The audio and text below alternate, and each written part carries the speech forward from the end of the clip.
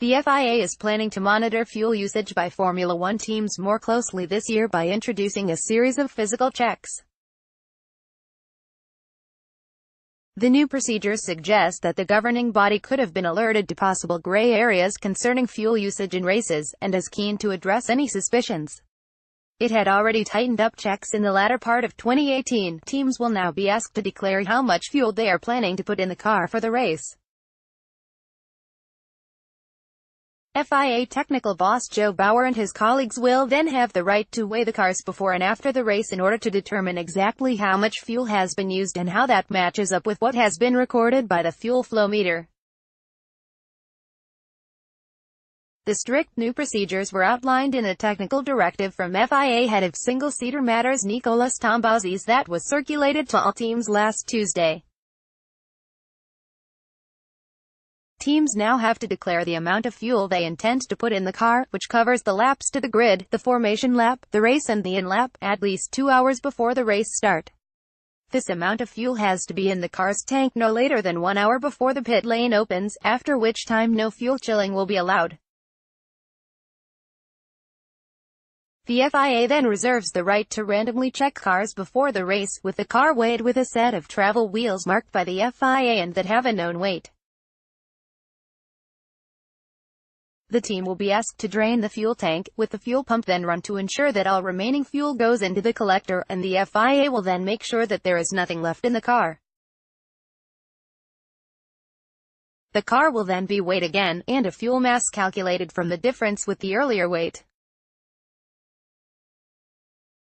The fuel will then be pumped back into the car, which will then be weighed for a third time, after which point the fuel hatch and QD, quick disconnect, will be sealed so no fuel can be added or removed. Following the race, the FIA can again choose cars for random fuel checks, after the usual park firm procedures have been carried out.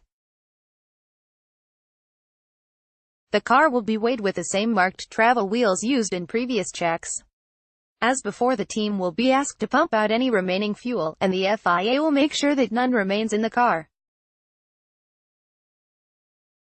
A further weight check will be used to determine that mass of fuel that has actually been used from the laps to the grid to the in-lap. The car will then be weighed again. It reads as follows. 1. If the fuel pump-out procedure differs from the declared and documented process that the team is required to communicate to the FIA in advance. 2.